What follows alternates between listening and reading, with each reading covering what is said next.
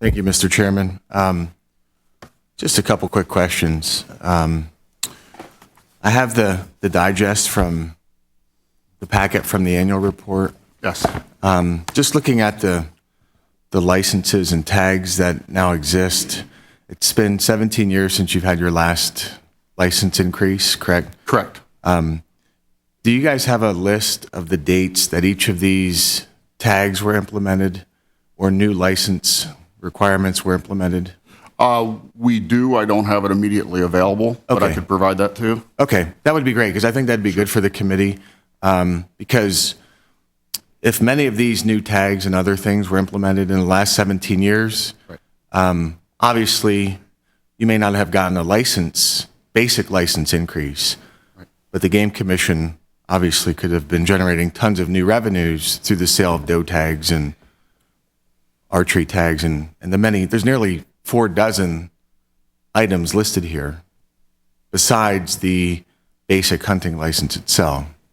So if we can get a list of the dates that those were implemented, I think that would be helpful. We can do that. A couple that I do know off the top of my head, there was not an elk season in 1999. That only kicked in about 2003, so that would have been one of the new licenses, although those are fairly limited in revenue generation because it's a very limited lottery drawing. Some of the other ones that come to mind that are permits versus licenses, but they still generate revenue, would be Fisher, Bobcat, and Otter. Would have all been new licenses during that time frame that come to mind immediately, but I'll get you the exact dates. Okay. Okay, that's good. I appreciate that. And I guess another question I have is, what if the committees would approve this legislation, the commission would have the ability to just basically raise the hunting license fee every year, correct? Feasibly, yes. Okay. And so I guess my first question is, what cost control measures are in place if we give you basically the opportunity to an open-ended revenue stream that you control?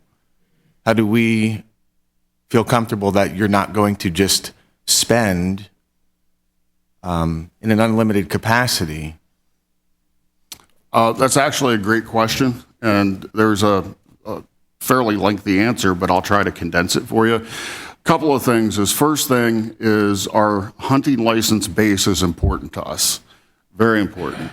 Pennsylvania is the #1 hunting license state in the nation.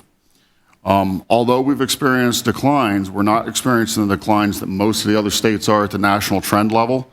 And it's very important for us to do everything we can to maintain that hunting license base, because that is part of the calculus that U.S. Fish and Wildlife Service uses to calculate how many federal funds that we receive from Pittman-Robertson.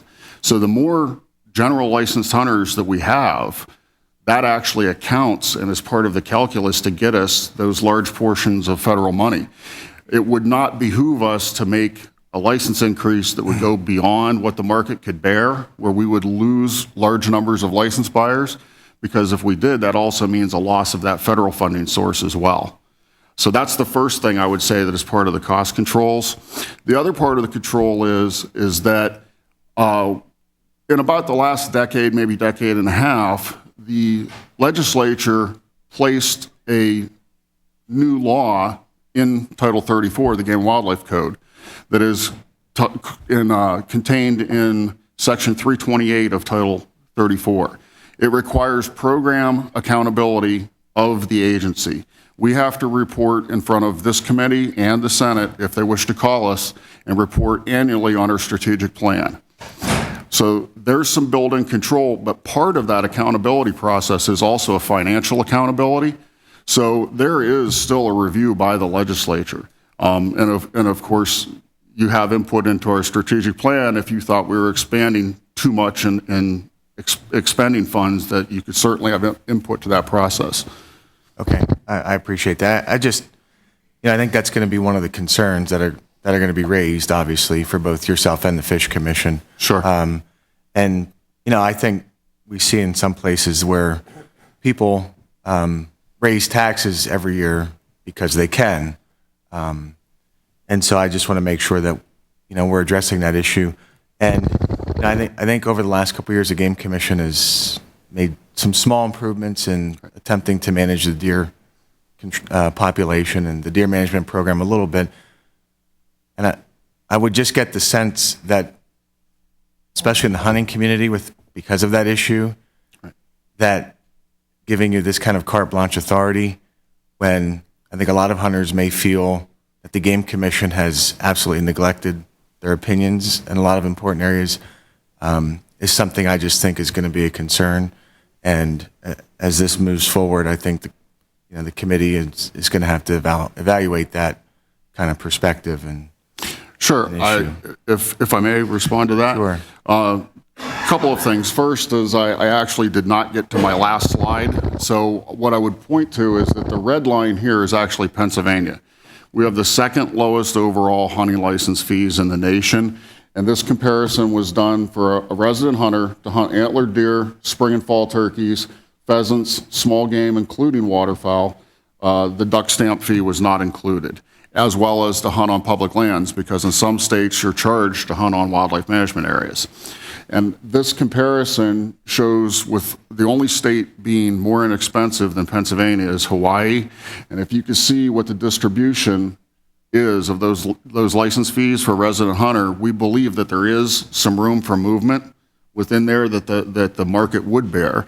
And in regards, we realize, I want to make sure everyone on this committee understands, we realize how important deer hunting is to the Pennsylvania Game Commission as well as to the state of Pennsylvania. We have a very rich hunting heritage.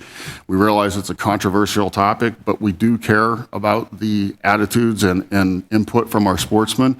And I think that's been reflected over the past several years with the Board of Commissioners reducing the antlerless license allocations significantly, including just as early as this week. From the recommended allocation, they reduced it over 100,000 licenses. So when you combine that with the last several years, you're looking at right around 400,000 antlerless licenses that they have reduced. So I think that there is some responsiveness that the board's trying to move to. Right. And what I would like to foreshadow is one of our major initiatives that we would like to move forward with, that some of it has been indicated in our strategic plan and some of it is even evolving as we move forward. If revenue is available, we want to launch a very significant habitat initiative that would be to create very healthy habitat that would also benefit deer. It would benefit small game. It would benefit a whole host of species.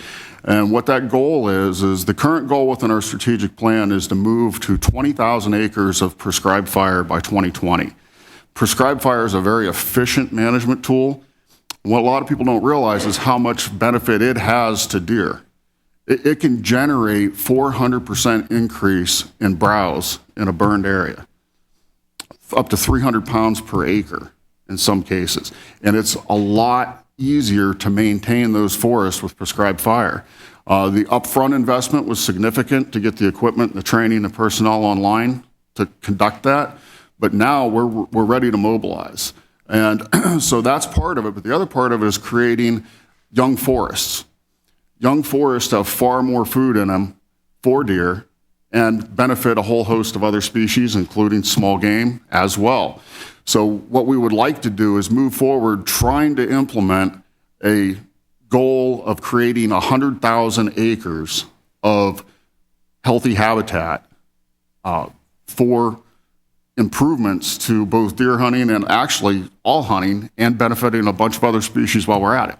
Right. And I think that would also be an important component to what you're doing, is to, hunters and outdoorsmen are going to want to see a return on investment. Absolutely. And it's going to have to be fairly tangible, and I'm not sure, projecting out that kind of evidence 10 or 15 or 20 years may fly. So, but I like what you're saying so far. Right. So, right. And I do think that would be very, very important. So thank you, Mr. Chairman.